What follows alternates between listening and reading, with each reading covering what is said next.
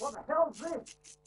What, that? It's a dress. Look, I know it's a bloody dress. What the hell's it for?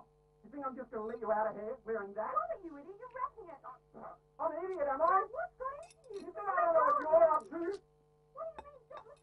What are you doing? Just let go. Who's going to be there? Who? I don't know what you mean. Please, just let go. Cupid! No! Please! Tell us! Who is it? Who are you getting all dressed up for? Who the hell are you trying to impress? You're making me stupid. No! You're just making me... Now tell me, or you know what's coming next. Thought you could use this. One of these mornings. Right, come in. One of these mornings.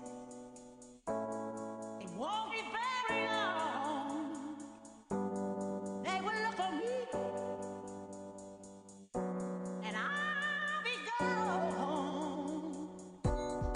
One of these mornings. Deci eu mă duc în cer ca sclavul, pentru tine, pentru ăla micu, așa, și nu mergi și eu bei. Băi, ești zis de atâtea ori, băi, ai timp și de mine, oracu, ai grijă de mine, vorba aia, de atâția ani împreună și băi, du-te-mă în camera, băi, și te-am zis, ai oracu grijă de mine, îi dai cu tot.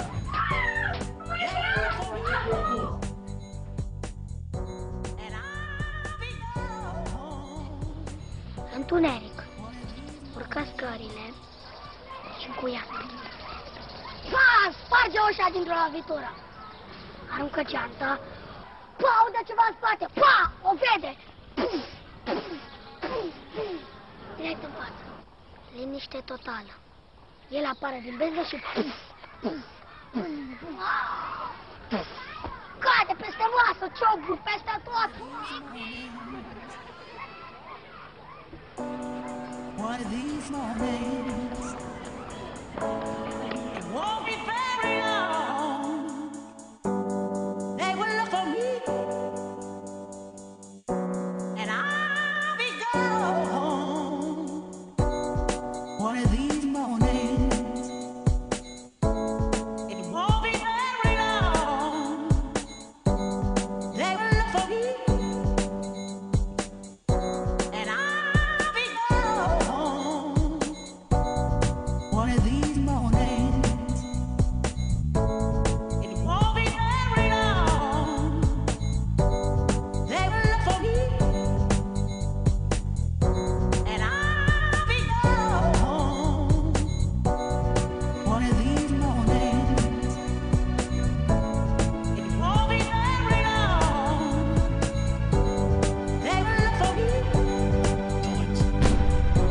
and I'll Yelling at her. Then I started to hit her. be gone. De ce să-mi fie rușine să spun că mănânc bătaie? Amiraca. Lui nu e rușine să mă bată. Eu nu lovesc niciun animal, că știu, că nu e bine. Dacă am tăcut, a crezut că nu mă doare și m-a lovit și mai rău. Și când îmi dă o palmă sau mă înjură, tot sufăr. Nimeni nu merită să-i fie frică la el acasă.